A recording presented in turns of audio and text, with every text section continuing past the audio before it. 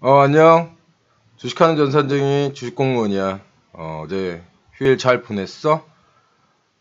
난 살짝 감기에 걸린 것 같아. 갑자기 날씨가 추워져서 말이야. 여러분들은 감기에 걸리지 않도록 꼭 주의하도록 해.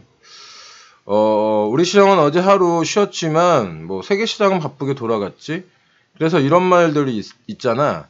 Money never sleep. 돈은 잠들지 않는다. 동명의 영화도 있는데 난 꽤 재밌게 봤거든. 그러니까 친구들도 시간이 날 때 한번 봐봐. 어떤 새로운 영감을 얻을 수 있는 기회가 될 거라고 생각해. 미국 시장은 수요일 밤에는 미국이 중국 기업들을 블랙리스트에 추가하면서 어떤 무역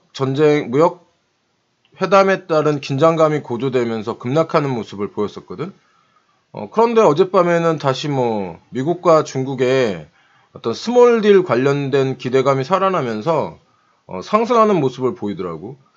터키가 쿠르드를 공격을 해서 지정학적 리스크가 커졌는데도 이런 어떤 그 지정학적 리스크를 조금 벗어나는 듯한 그런 모습을 좀 보였어.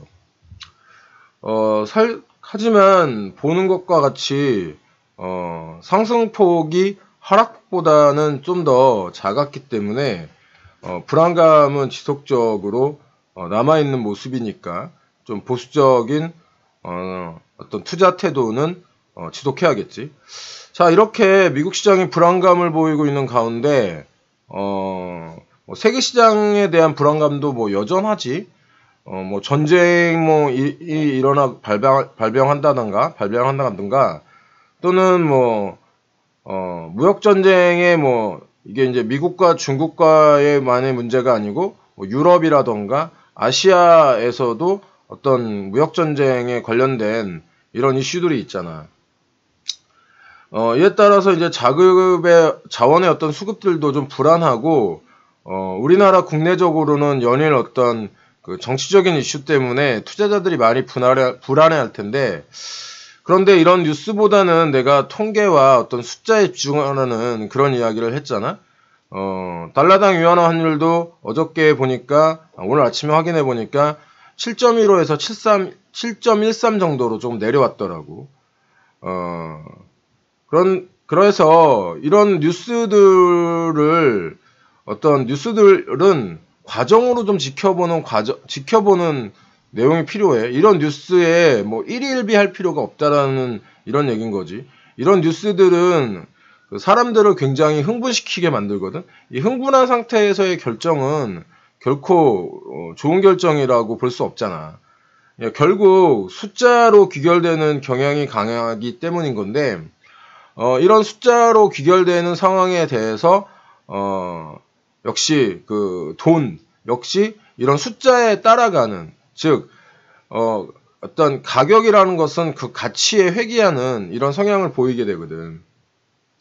이번에 세계 경제 포럼에서 발표한 자료를 가지고 조금 이야기를 해보려고 해.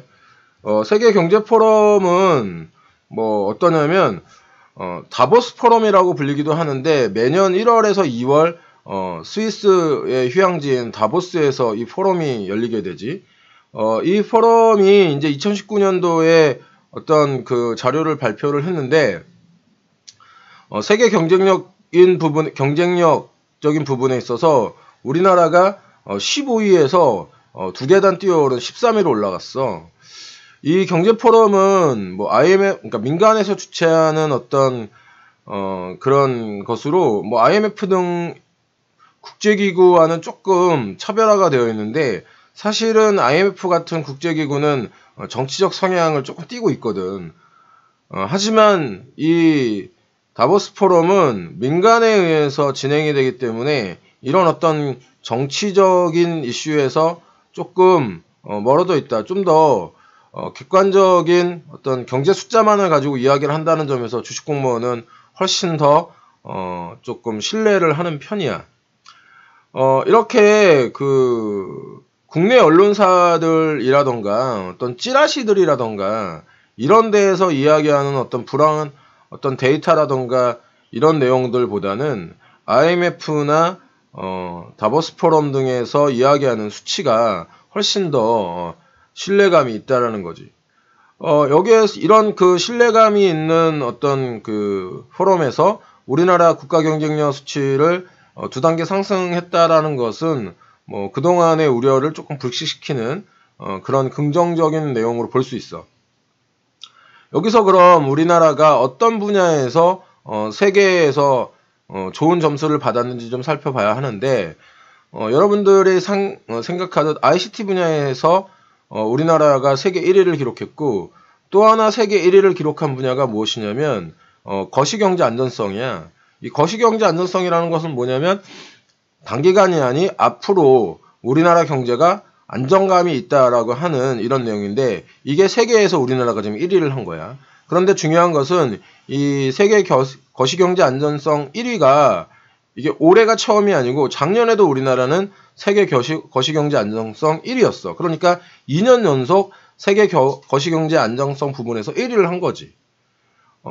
세계가 인정하는 경제 올림픽에서 나온 결과니까 어느 정도 신뢰해도 돼. 물론 당장 먹고 살기가 힘든데 뭐 이런 수치와의 어떤 그 괴리감을 이야기하는 그런 주린이 친구들도 있을 거야. 그런데 올바른 투자자라고 한다면 당일 하루하루의 어떤 뉴스의 일희일비하기보다는 좀 중장기적인 관점의 안목을 가지고 투자를 임해야 되거든.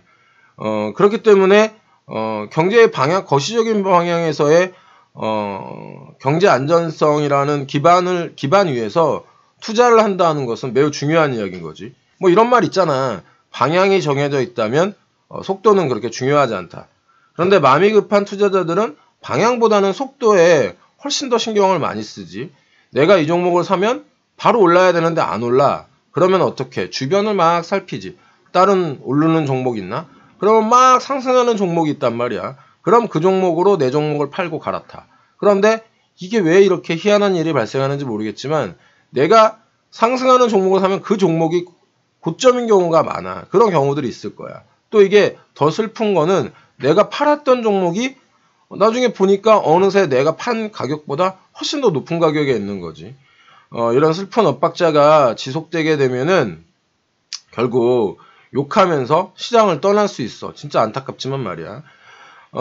세계경제포럼 WEF에서 국가경쟁력 평가 분야별 분석을 좀 살펴봐야 되는데, 우리나라에 대한 권고안이 있어. 이 권고안이 뭐냐면, 최근 둔화 추세인 생산성 향상이 굉장히 중요하다라고 지적을 하고 있는데, 뭐, 인프라라든지, 인적 자본이라든지, R&D라든지, 뭐, 이런 거에 대한 공공투자를 늘려야 한다는 재정적 확장에 대한 권고를 하고 있어.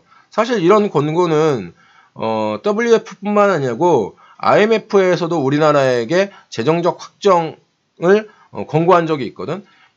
뭐 세계적으로 권위있는 두 기관이 우리나라에 모두 재정적 확장을 권유한 셈인 거야.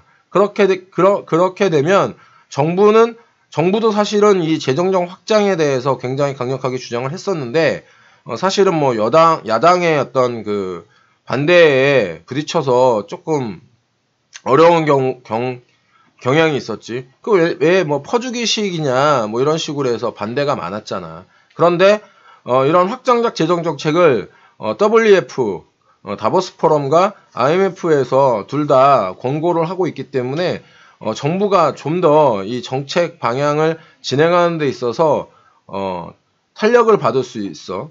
그렇게 된다면 우리나라의 어떤 그 경제가 조금 더 좋은 방향으로 기대감이 높아질 수 있다라는 거지. 그러니까 자극적인 뉴스보다는 숫자와 통계, 즉 뭐 이런 권위 있는 IMF라던가 다보스라던가 이런 곳에서 발표하는 통계 자료와 숫자들에 좀 더 많은 신경을 쓰고, 또 거기에 따른 정부 정책이 어떻게 변화할 것인가에 대해서 신경을 쓰는 게 훨씬 더 중요해. 물론 주린이 친구들이 이런 모든 자료를 취합해서 어떤 방향을 잡는다는 것은 매우 어렵지만, 지금 이렇게 주식 공무원이 열심히 도와주고 있잖아. 그러니까 여러분들 주식 공무원 손 꼭 잡으라고. 자, 오늘도 따박따박 한번 수익 내보자. 주식 공무원 채널 미리 구독 설정해놔. 그렇게 되면은 이런 정보들 미리 알 수 있으니까 좋아요, 추천, 구독 설정, 그리고 알람까지 부탁을 하고, 또 궁금한 점 있으면 댓글로 남겨놓으면 주식공무원이 친절하게 댓글 달아줄게. 오늘 하루도 성공 투자하고 항상 응원할게. 용기 잃지 말고 지금까지 따박따박 수익률에 주식공무원 쌤이었고, 오늘 하루도 화이팅 하자. 화이팅! 감기 조심하고.